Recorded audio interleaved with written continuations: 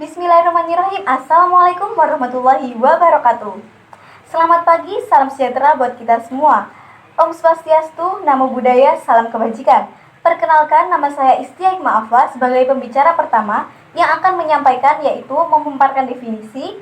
Yang kedua, menyampaikan latar belakang. Yang ketiga, yaitu memaparkan poin-poin argumentasi. Bersama dengan rekan saya, yaitu Anita Dewi, sebagai pembicara kedua yang akan menyampaikan argumentasi untuk memperkuat argumen yang saya berikan. Mosi yang kita sampaikan yakni, Dewan ini percaya bahwa pembatasan kegiatan masyarakat lebih banyak berdampak negatif daripada dampak positif.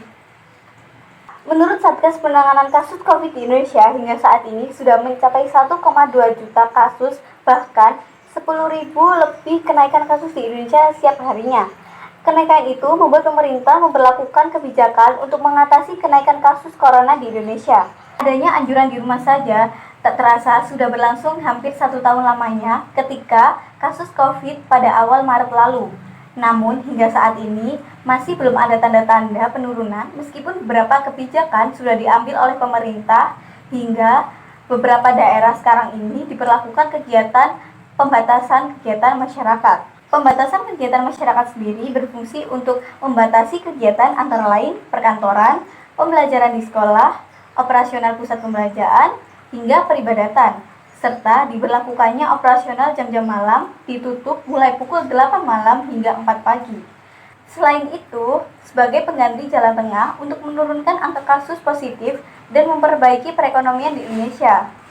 Hingga saat ini, menurut Profesor Ari, Rektor Universitas Indonesia, masih belum ada fakta yang menyebutkan kenaikan perekonomian di Indonesia.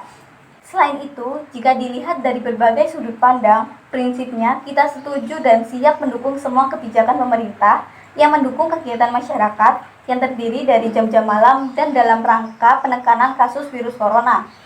Hingga didasarkan pada poin-poin yang pertama, yaitu Keputusan Presiden Nomor 7 Tahun 2020 tentang gugus tugas percepatan COVID-19. Yang kedua, kebijakan jam-jam malam membuat berdampak penurunan yang signifikan terhadap pelaku usaha dan bagi UMKM yang beroperasional pada malam hari. Yang ketiga, pembatasan kegiatan masyarakat berpengaruh pada perekonomian yang bersentimen negatif akan menjadi terpuruk. Selanjutnya akan disampaikan oleh Anita Dewi, yakni menyampaikan argumentasi untuk memperkuat pendapat argumen saya. Menurut data Satgas Penanganan COVID, selama 3 hari berturut-turut, kasus baru virus corona di bawah angka 10.000 dan penurunan ini pertama kalinya dalam 1 bulan terakhir. Menurut Dewi Nur Aisyah, yang ditugaskan sebagai Ketua Bidang Data dan Teknologi Penanganan Satgas COVID, beliau mengatakan bahwa kita telah mengalami peningkatan kasus selama 4 pekan pelaksanaan PKM. Sudah bisa mengerem, hal ini harus tetap dilanjutkan. Bapak Jokowi mengingatkan bahwa harus lebih berhati-hati jika karena PKM ini berdampak pada ekonomi yang semakin menurun. Beliau juga mengatakan bahwa sebetulnya ekonomi yang menurun tidak menjadi masalah, asalkan angka kenaikan kasus COVID juga ikut menurun. Tetapi sayangnya masih belum ada fakta yang membuktikan. Beliau juga mengatakan pelaksanaan PPKM belum mampu menekan laju penularan COVID-19. Sebabnya, implementasi kebijakan tersebut belum dilaksanakan secara konsisten. Maka dari itu, pengoperasikan kegiatan masyarakat yang berpengaruh pada aktivitas bisnis yang kemudian berimbas pada perekonomian yang sentimen negatif dan terpuruk. Ketua Umum Kamar Dagang dan Industri di Indonesia, Pak Ruslan, mengakui adanya tekanan bagi sektor usaha yang perekonomiannya sudah bergerak kembali. Walaupun masih sangat terbatas, akan kembali terpuruk karena kembali terjadi perumahan dan juga PHK bagi ketenaga kerjaan. Menurut Kementerian Ketenagakerjaan, jumlah PHK sepanjang tahun 2020 sudah mencapai hampir 10.000 orang. sudah dilakukan oleh sejumlah perusahaan karena pandemi yang menjadi terpuruk dan melemahnya perekonomian, sehingga mengakibatkan turunnya pendapatan sementara beban pembiayaan tenaga kerja tetap konsisten. Jika dilihat dari hasil survei menurut kumparan.com, adanya pro dan kontra atas kebijakan pembatasan kegiatan masyarakat. Dalam mengatasi hal ini, perlu adanya strategi lain untuk penanganan penyebaran COVID dan penaikan perekonomian di Indonesia.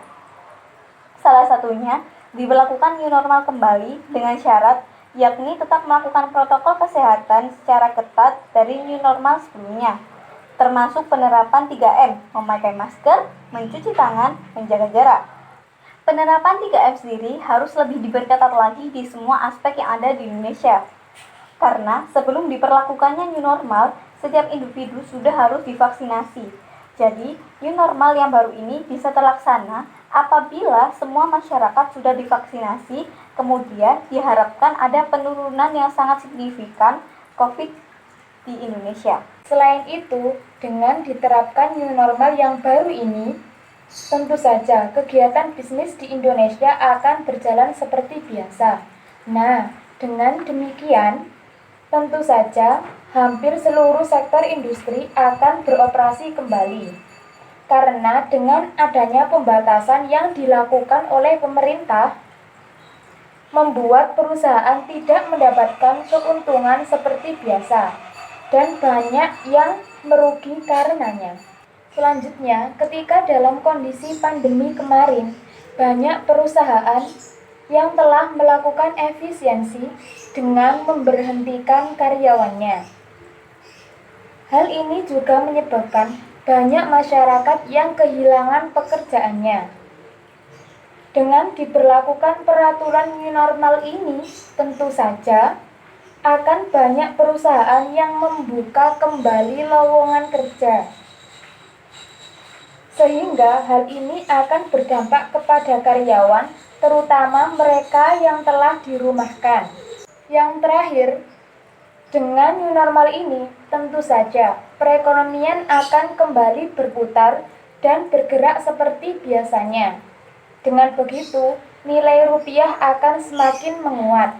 Dengan argumentasi dan solusi yang kita berikan, bahwa sekali lagi saya menegaskan kita dari tim positif sangat-sangat menyetujui dan percaya dengan adanya mosi yang kita sampaikan, yakni Dewan ini percaya bahwasanya pembatasan kegiatan masyarakat lebih banyak berdampak negatif daripada dampak positif.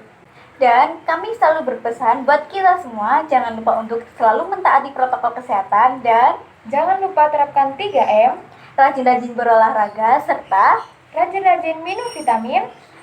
Stay safe and healthy. Wassalamualaikum warahmatullahi wabarakatuh.